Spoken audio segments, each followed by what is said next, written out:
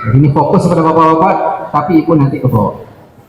Pada materi terakhir ini, insya Allah 10 menit kita rangkum dari apa yang disampaikan oleh guru-guru kita berupa seruan-seruan.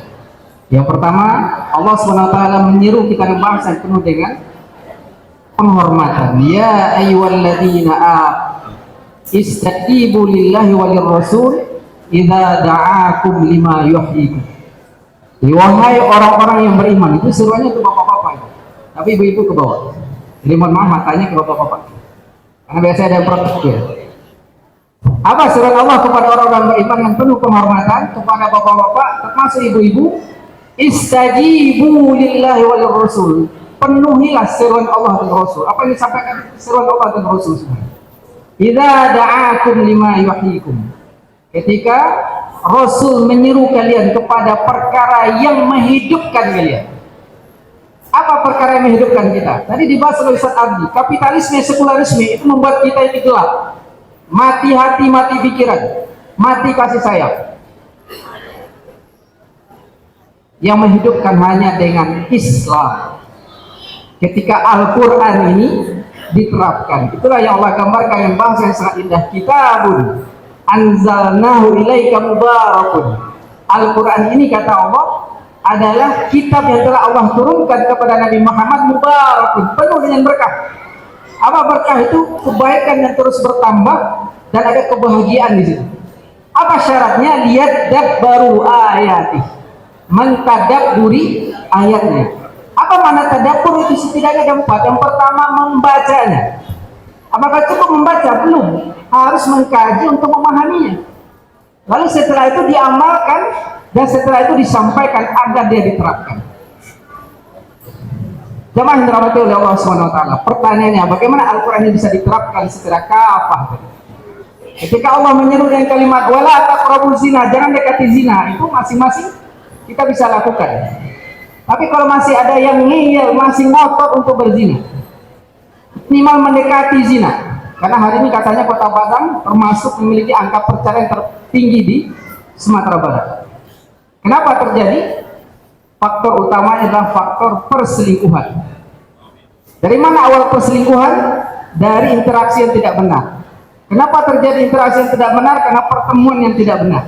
Kenapa pertemuannya tidak benar? Karena matanya udah nggak benar. Nah, bagaimana ini diatur semuanya? Maka harus ada penetapan sanksi bagi yang masih melakukan tindakan yang melanggar hukum.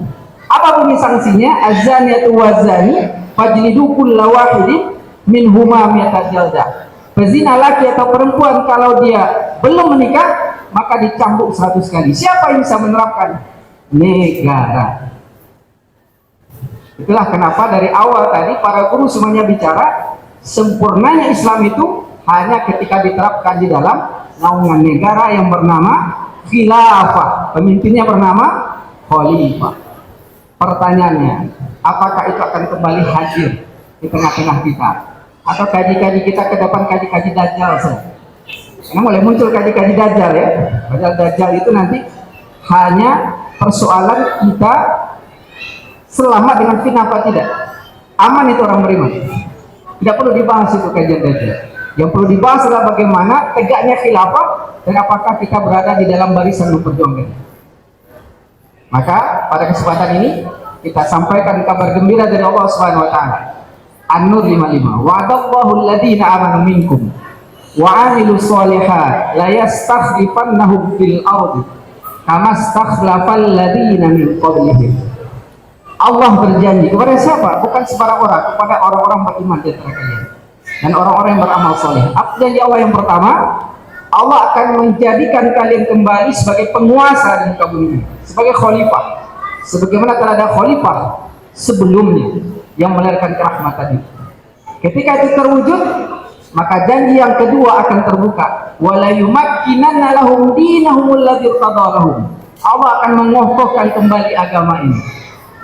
Yang malas-malas sholat, yang melanggar aturan itu akan diberesin dengan adanya negara. Lalu ketika kemudian janji kedua terpenuhi, akan terbuka janji yang ketiga. Wala yubaddilannahum min ba'di khaufihim amna. Allah akan mengganti rasa takut mereka dengan rasa aman. Maka untuk saudara kita Palestina misalnya, bukan menyerahkan sama si Trump. Bayangkan 13 negara muslim dipimpin sama Trump. Ini penghinaan yang luar biasa. Harusnya negeri kaum muslimin dipimpin oleh seorang khalifah dengan komando jihadnya untuk membebaskan saudara kita di Palestina dan mengembalikan tanah kaum muslimin di Palestina menjadi pangkuan Islam kembali. Terakhir, apa modal supaya kita ini berhasil meraih janji Allah tadi?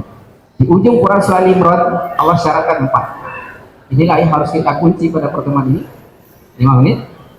Apa kata Allah? Masih dengan kalimat ya ayyuhalladzina amanu, hai orang-orang yang beriman. Apa perintah pertama? Ujungnya la'allakum tuflihun, agar kalian beruntung. Apa syarat yang pertama? Isbiru, bersabar. Apa sabar yang pertama yang Allah tuntut di sini? Bersabar dalam ketaatan kepada Allah. Nah, inilah yang kita latih selama Ramadan ini. Sabar dalam taat itu bisa dua, dalam melaksanakan perintah dan dalam meninggalkan maksiat. Itu dua-duanya dituntut sabar. Itu maknanya sabar dalam taat, baik dalam melaksanakan perintah maupun dalam meninggalkan maksiat. Satu. Yang kedua, Allah perintahkan wasabiru. Dalam terjemahan kita masih sabar itu. Tapi sabar yang pertama beda dengan sabar yang kedua. Karena sabar yang kedua itu maknanya adalah bersabar terhadap musuh kalian. Karena hari ini musuh kita juga terus ini menjajakan ide kapitalisme sekuler. Mereka hari ini juga rapat-rapat. Snacknya beda dengan yang di panitia itu. Kopinya beda. Ya. Maka kalau kalian mau beruntung, maka kesabaran kalian harus lebih dari kesabaran musuh kalian. Nah, kalau itu yang kita lakukan, maka insya Allah bekal untuk muflihun itu akan Allah berikan. Lalu yang ketiga, warabitu, terus berjaga-jaga di jalan Allah. Jangan sampai kemudian kita berjaga-jaga di jalan yang digariskan oleh Trump dan Amerika. Ya. Maka inilah letak pentingnya tadabbur Al-Quran tadi, membaca, mengkaji, memahami, mengamalkan, lalu mengajarkan. Dan yang keempat caranya adalah wattaqu, bertakwa, tetap di dalam perintah Allah dan tetap meninggalkan larangan Allah apapun resikonya. Maka kalau ini kita penuhi, la'allakum tuflihun, maka kita insya Allah akan menjadi orang yang beruntung. Insya Allah di momen akhir Ramadan ini kita sambut seruan Nabi, qad ja'akum Ramadan syahrun azim syahrun mubarak. Datang kepada kalian bulan yang agung, bulan yang penuh dengan keberkahan. Tapi ingat, keberkahan Ramadan itu hanya akan mungkin bisa kita raih kalau kita mewujudkan apa yang Allah sampaikan di dalam seruan-seruannya tadi. Kepada Allah kami mohon ampun. Wassalamualaikum warahmatullahi wabarakatuh.